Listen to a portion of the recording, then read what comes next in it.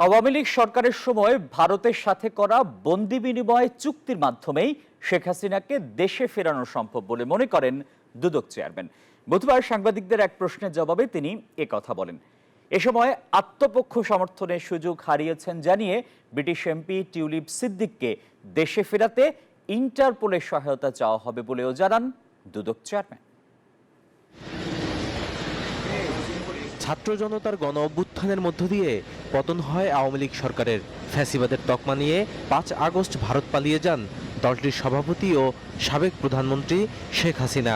ক্ষমতাচ্যুত হওয়ার পর নিজ ও পরিবারের সদস্যদের নামে পূর্বাচলে প্লট বরাদ্দে দুর্নীতির আশ্রয় নেয় দুদকের করা ৬টি মামলার আসামি হন তিনি। গ্রেপ্তারি পরোয়ানা জারি হওয়া এসব মামলায় শেখ হাসিনাকে বিচারের মুখোমুখি করতে ভারত থেকে দেশে ফিরিয়ে আনার উদ্যোগ নিয়েছে দুর্নীতি দমন কমিশন। এই অপরচুনিটি তৎকালীন সরকারই তৈরি করে গিয়েছিল। 2011 সালে ভারতের সাথে আমাদের একটা এক্সট্রাডিশন ট্রিটি করা হয়েছে, স্বাক্ষরিত হয়েছে। কাজেই আমাদের হাতে আমাদের অভিযুক্ত আসামি ধরে আনার বা আনয়নের টুলসের আইনগত কোনো সমস্যা নেই। এদিন ইস্টার্ন হাউজিংকে অবৈধ সুবিধা পাইয়ে দিয়ে উপহার হিসেবে ফ্ল্যাট ঘুষ নেয়ার মামলায় ব্রিটিশ এমপি টিউলিপ সিদ্দিকের দুদকে তলবের দিন ধার্য ছিল।